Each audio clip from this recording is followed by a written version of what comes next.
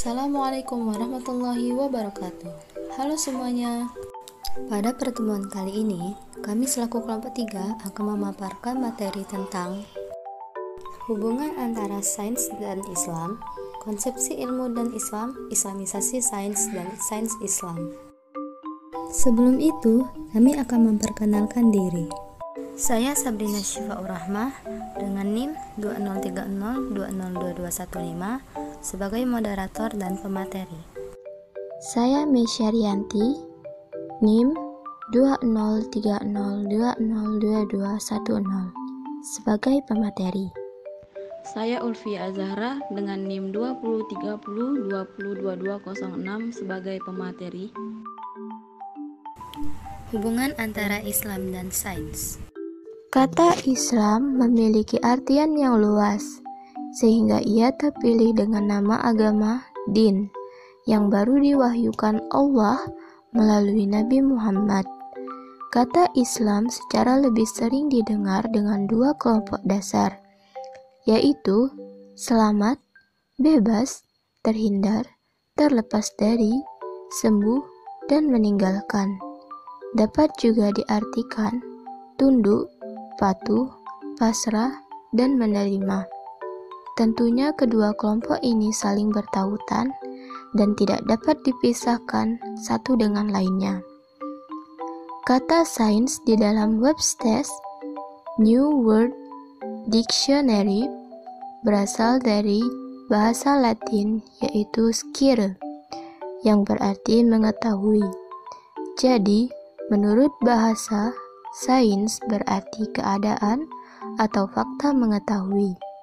Sains juga sering diketahui dengan arti pengetahuan scientia, dan menurut istilah, sains juga memiliki artian mempelajari berbagai aspek yang ada di alam semesta yang sistematis, beraturan, dan melalui berbagai metode ilmiah yang lazim. Ruang lingkup sains biasanya meliputi apa yang dirasakan oleh panca indera, penglihatan, sentuhan, pendengaran, dan pengecapan, atau dapat kita simpulkan bahwasannya sains itu adalah pengetahuan yang telah didapatkan dari pembelajaran dan sudah terbukti adanya. Asal pengetahuan. Diketahui ada sebuah pertanyaan mengenai manusia. Apakah di dalam diri manusia terdapat sejumlah pengetahuan yang bersifat fitri? Jawabannya terdiri dari 3 teori. Yang pertama, di dalam diri manusia terdapat banyak sekali sketsa atau ide, dan banyak juga hal-hal yang berasal dari hasil usaha sendiri.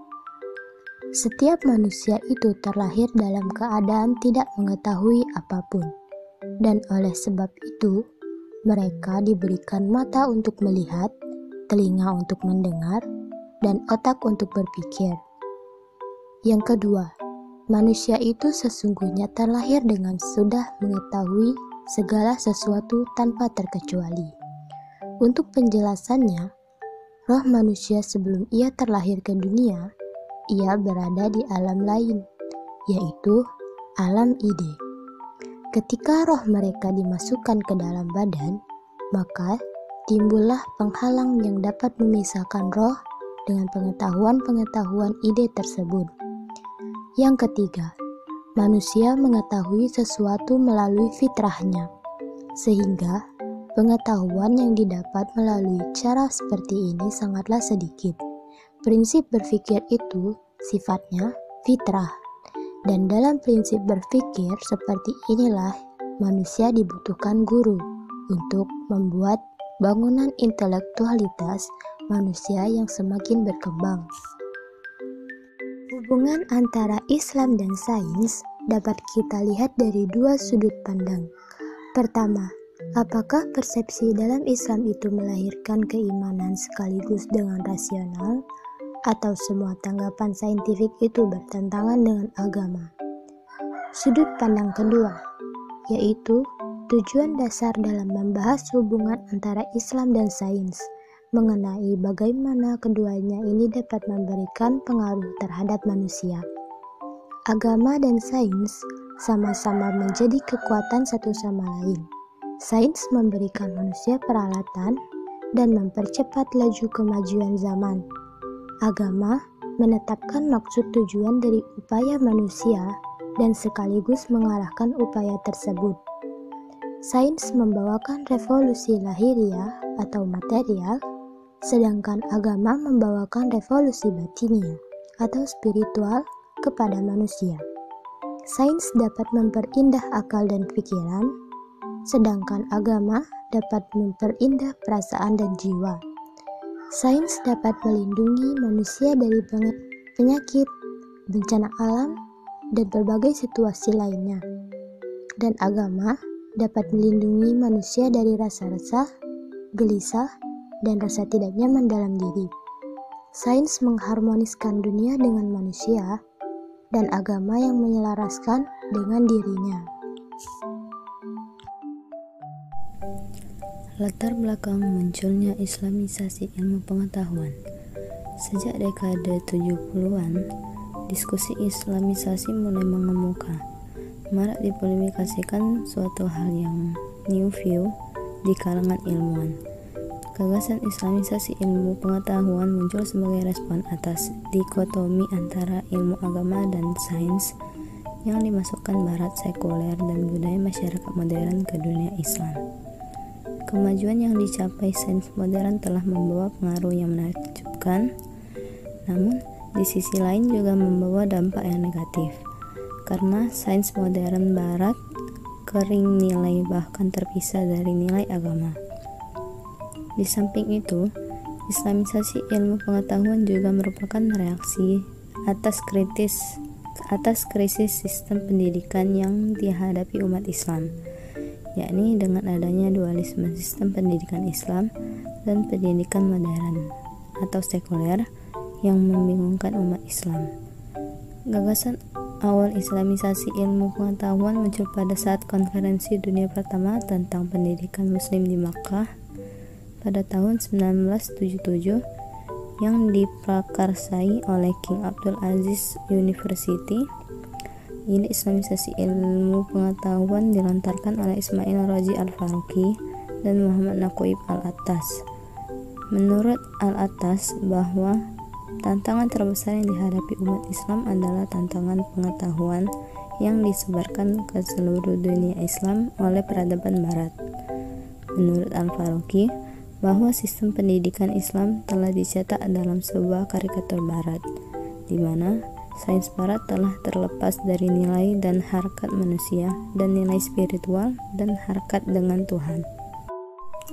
Islamisasi pengetahuan berarti mengislamkan atau melakukan penyucian terhadap sains produk barat yang selama ini dikembangkan dan dijadikan acuan dalam wacana pengembangan sistem pendidikan Islam agar diperoleh sains yang bercorak khas Islami. Menurut Faisal, sains yang Islami harus meliputi iman, kebaikan dan keadilan manusia, baik sebagai individu dan sosial. Artinya, sains yang berdasarkan keimanan dengan tujuan kemaslahatan manusia. Islamisasi ilmu pengetahuan mempunyai tujuan mewujudkan kemajuan peradaban yang Islami dan masing-masing juga tidak menghendaki terpuruknya kondisi umat Islam di tengah-tengah akselerasi perkembangan kemajuan iptek.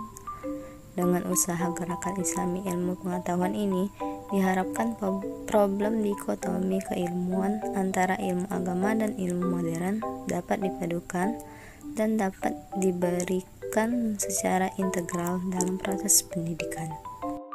Ada 5 konsep Islamisasi sains, diantaranya yang pertama, Islamisasi sains dengan pendekatan instrumentalistik, yaitu pandangan yang menganggap ilmu atau sains hanya sebagai alat atau instrumen. Artinya, sains teknologi sekedar alat untuk mencapai tujuan, tidak memperdulikan sifat dari sains itu sendiri selama ia bermanfaat bagi pemakainya. Yang kedua, Islamisasi sains dengan konsep justifikasi. Maksud justifikasi itu ialah Penemuan ilmiah modern, terutama di bidang ilmu-ilmu alam, diberikan pembenaran melalui ayat Al-Quran maupun hadis. Metodologinya adalah dengan cara mengukur kebenaran Al-Quran dengan fakta-fakta objektif dalam sains modern. Ketiga, konsep Islamisasi sains berikut menggunakan pendekatan sakralisasi. Ide ini dikembangkan pertama kali oleh Syed Hussein Nars. Baginya, sains modern yang sekarang ini bersifat sekular dan jauh dari nilai-nilai spiritualitas sehingga perlu dilakukan sakralisasi. Nars mengkritik sains modern yang menghapus jejak Tuhan di dalam keteraturan alam. Alam bukan lagi dianggap sebagai ayat-ayat Allah tetapi entitas yang berdiri sendiri. Ia bagaikan mesin jam yang bekerja sendiri. Keempat, Islamisasi sains melalui proses integrasi, yaitu mengintegrasikan sains barat dengan ilmu-ilmu Islam. Ide ini dikemukakan oleh Ismail Al-Faruqi. Menurutnya, akar dari kemunduran umat Islam di berbagai dimensi karena dualisme sistem pendidikan. Di satu sisi, sistem pendidikan Islam mengalami penyempitan makna dalam berbagai dimensi, sedangkan di sisi yang lain, pendidikan sekular sangat mewarnai pemikiran kaum muslimin. Kelima, konsep Islamisasi sains yang paling mendasar dan menyentuh akar permasalahan sains adalah Islamisasi yang berlandaskan paradigma Islam. Ide ini yang disampaikan pertama kali sistematis oleh Syed Muhammad Nauki Al-Attas. Menurut Al-Attas, tantangan terbesar yang dihadapi kaum muslim adalah ilmu pengetahuan modern yang tidak netral telah masuk ke dalam praduga agama, budaya dan filosofis yang berasal dari refleksi kesadaran dan pengalaman manusia barat. Oleh karena itu, Islamisasi sains dimulai dengan membongkar sumber kerusakan ilmu. Ilmu-ilmu modern harus diperiksa ulang dengan teliti. Selanjutnya, untuk merealisasikan Islamisasi ilmu pengetahuan, maka International Institute of Islam Thought yang dipimpin oleh Ismail Roji Al-Faruqi merancangkan gagasan tersebut dalam berbagai langkah, diantaranya 1. Menguasai dan mahir dalam disiplin ilmu pengetahuan modern. 2. Tinjauan disiplin ilmu pengetahuan. 3. Menguasai warisan Islam. 4. Penentuan penyesuaian Islam yang khusus terhadap disiplin-disiplin ilmu pengetahuan. 5. Penilaian kritis terhadap disiplin ilmu pengetahuan modern. 6. Penilaian kritis terhadap warisan Islam. 7. Kajian masalah utama umat Islam. 8. Melakukan analisis kreatif dan sintesis. 9. Membentuk kembali disiplin ilmu modern dalam kerangka kerja Islam dengan menulis kembali buku teks agar visi-visi baru tentang pengertian Islam serta pilihan-pilihan kreatif sebagai realisasi gagasan Islamisasi dan ilmu pengetahuan. 10. Pendistribusian ilmu yang telah diislamkan. Sains Islam. Sains yang diartikan ilmu pengetahuan menjadi bagian penting dalam Islam. Suatu keilmuan yang kita cari harus mampu menjadi jembatan untuk mendekatkan diri kepada Allah Subhanahu wa Ta'ala. Keseluruhan ilmu tanpa terkotak-kotakan oleh umum dan agama akan semakin meneguh keimanannya bagi seseorang yang memikirkannya. Allah menurunkan wahyu Al-Quran sebagai petunjuk atau pedoman hidup bagi manusia yang Allah ciptakan dengan segala kesempurnaannya yang meliputi akal untuk berpikir. Orang yang benar-benar mempelajari Al-Quran akan menemukan berbagai petunjuk meliputi segala ilmu pengetahuan. Beriman yang hakikatnya menyerahkan hati dan jiwa untuk tunduk pada perintah Allah Subhanahu wa Ta'ala dan mengimani seluruh rukun-rukun iman harus disertai dengan ilmu pengetahuan, baik ilmu tentang bagaimana beriman, beramal, beribadah, dan semua ibadah yang menyembah kepada Allah Subhanahu wa Ta'ala, maupun ilmu-ilmu umum yang sekarang ini lebih dikenal dengan penerapannya, yaitu teknologi canggih dari komputer, internet, fisika, kimia, biologi, tanpa memisahkan satu dengan yang lainnya. Jika ada yang ingin bertanya, silakan bertanya di kolom komentar, oke? Terima kasih. Wassalamualaikum warahmatullahi wabarakatuh.